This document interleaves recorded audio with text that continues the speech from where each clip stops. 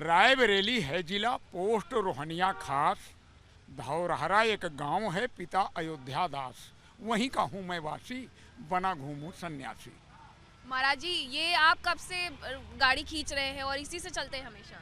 नहीं, हमेशा नहीं, मैं चलता तो अपने पैरों पे हूँ। हाँ।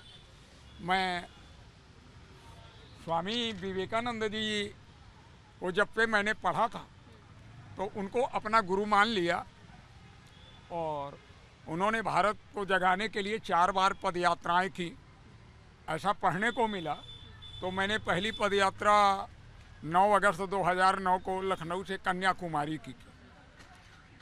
तो उस पद यात्रा में मेरे पास एक व्हील चेयर हमको उपलब्ध हुई जाकर के होशंगाबाद में, वरना मैं ऐसे ही एक चाबी हाथ में ले करके और इस रूप में मैं बस कंधे पे थैला टांग के निकल गया। लेकिन जब धूप हो, बारिश हो, तो मुझे बहुत परेशानी हुई। कई रातें हमने भीगे कपड़ों में गुजारी।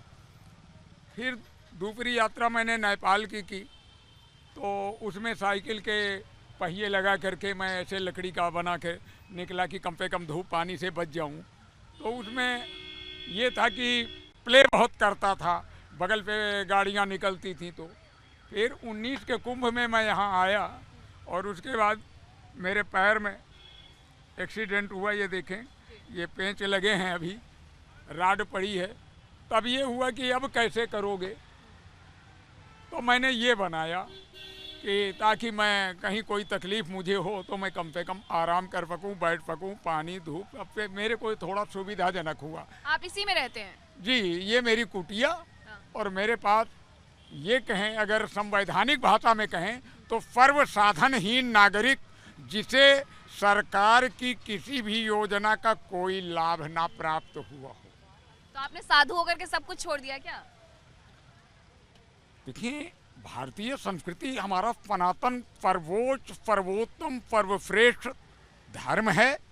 मैं उसमें पैदा हुआ, उसके संस्कार मुझे मिले, मेरे माता पिता साधु थे, और इस नाते हमने जो कुछ भी पाया अपने माता पिता से पाया, और उसी पर आगे चिंतन मनन विचारण करके उसी को आगे और वर्तमान की परिस्थितियों के अनुरूप उसको आगे बढ़ाने का कार्य करने का।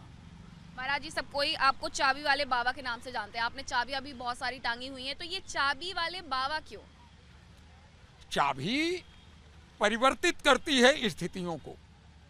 जब कभी किसी ताले में एक ताले की जो स्थिति होती है, उस ताले की स्थिति को परिवर्तित करती है। बस यही समझें कि चाबी है, एक चाबी है मेरे पास। अब तमाम चाबियों में, इन तमाम संसार के लोगों में कोई एक ऐसा है, एक ही महत्वपूर्ण होता है। ये अध्यात्म का भी, और हर एक उसमें एक ही है। मैं तमाम विषयों पे बात करना चाहता हूँ, एक पर यानी शब्दों पर बात करना है। अभिव्यक्ति की स्वतंत्रता पर जो संविधान ने प्रदान की है उस पर बात करना है, और भारत को भव्य बनाने में एक गिलहरी सहयोग देना है। इस हेतु मैं यहाँ कुंभ में उपस्थित हूँ। अभी आप प्रयागराज में कहाँ से आ रहे हैं?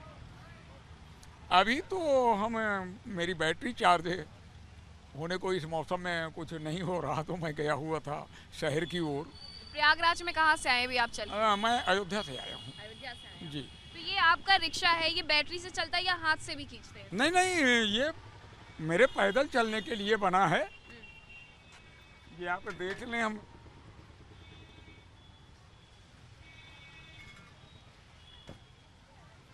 आप हाथ से खींचते हैं? जी। तो आप बैटरी का इस्तेमाल फिर किस लिए करते हैं? सिर्फ लाइट के लिए? और बैटरी का इस्तेमाल हमने क्या कहा, सर्व साधनहीन, किसी से कुछ मांगने के निमित्त। क्योंकि एक लूला लंगड़ा है, अपाहिज है, वो भी बोरा बिछा करके बैठा हुआ है, धन चाहिए, और लोग दाता बन रहे हैं। अगर उसके मुंह में एक निवाला या बिस्किट उसके मुंह में खिला दें तो वास्तविक धर्म ये है। जिसके हाथ ही नहीं है वो पैसे का क्या करेगा, पैसे क्या उठाएगा, आटा कैसे खरीदेगा। ये यहाँ तक संवेदनशीलता होनी चाहिए व्यक्ति के अंदर। मैंने उस पैसे की व्यवस्था को तोड़ने का कार्य किया है। जो लोग कहते हैं धन पे दुनिया चलती है, दुनिया संकल्पों और मन पे चलती है, जिसने पहली बार धन बनाया उसका मन कैसा रहा होगा। आप मैं इस मूल की महाकुंभ ओर लौट रहा हूँ, हाँ। मैं मूल की ओर ले चल रहा हूँ, और एक दिन वो आएगा कि ये सारे लोग अंगूठे से शुरू करके अंगूठे पे आ गए ना, तो वैसे ही मूल की ओर लौटना होगा, लेकिन किसी को धक्का देकर नहीं, बड़े प्यार से। तो लेकर चाबी प्रेम की करे कबीर गुहार, और ज्ञानी गुरु की खोज कर बहुत सारे गुरु लोग आए हैं। मैं कुछ नहीं, मैं तो केवल जागृत करके उनको प्रेरित कर रहा हूँ कि गुरु कर लो। एकलव्य ने मान लिया था, मैंने भी मान लिया किसी को गुरु। एक लक्ष्य और एकलव्य। आप कितने भी नाम मुझे दे सकते हैं मेरे विचारों से, मेरे कार्यों से, जब आप मुझे समझने की चेष्टा करें। थोड़ा समय चाहिए, मैं सत्य हूं। महाराज जी, इस महाकुंभ में आप क्या संदेश दे रहे हैं? सर्वे भवन्तु सुखिनः परवे सन्तु निरामया सर्वे भद्राण पश्यन्तु मा कश्चित् दुर्भाग् भवेत्। यही संदेश हमारा है, और इसी की पूर्ति के लिए मैं।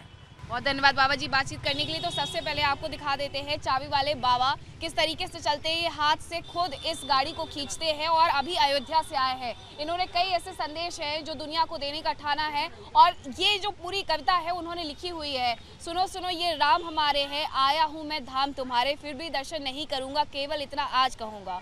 वचन पिता के पालन करने छोड़ा घर वन सन्यासी, और बाट न्याय की जो है मैया, आंखों में है भरी उदासी, बन जाए जब धाम आपका, इतनी कृपा कर देना, मेरा भी जन्मभूमि पर माँ का मंदिर बना देना।